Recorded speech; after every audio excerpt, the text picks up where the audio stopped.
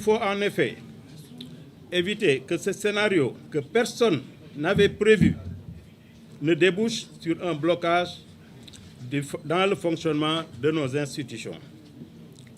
Vu la nature présidentielle de notre système politique, une Assemblée nationale placée sous le contrôle de l'opposition débouchera forcément sur une crise institutionnelle grosse de tous les dangers.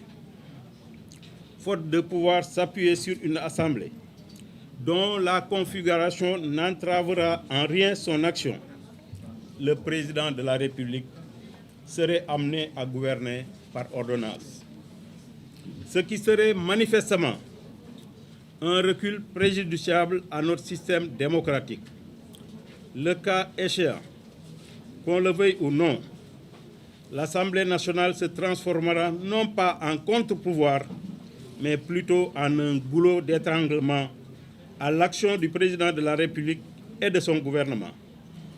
Face à cette sombre perspective qui pourrait donner lieu à une crise institutionnelle sans précédent, à toutes sortes de blocages et peut-être même à des tentatives de prise de pouvoir par des canaux non démocratiques dans un contexte où notre pays fait l'objet de toutes les convoitises avec les découvertes de ressources pétrolières et gazières sur notre sol, j'ai pris en toute responsabilité, après mûre réflexion, la décision de joindre le groupe parlementaire qui sera mis sur pied par la coalition présidentielle Benno Bokk Yakaar.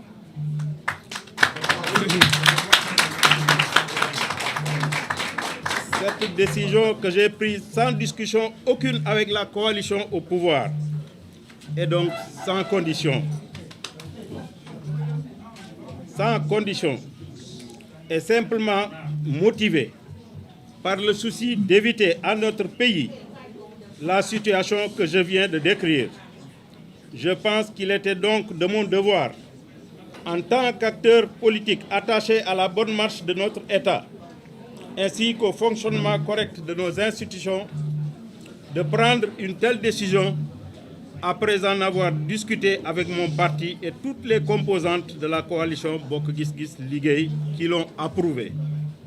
J'ai tenu à en informer solennellement les Sénégalais à travers une déclaration et les invite à avoir une lecture lucide de la situation sans précédent afin qu'elle ne débouche pas sur une crise institutionnelle que nous pourrions tous regretter. Je suis resté une semaine sans téléphone, sans contact extérieur, pour réfléchir.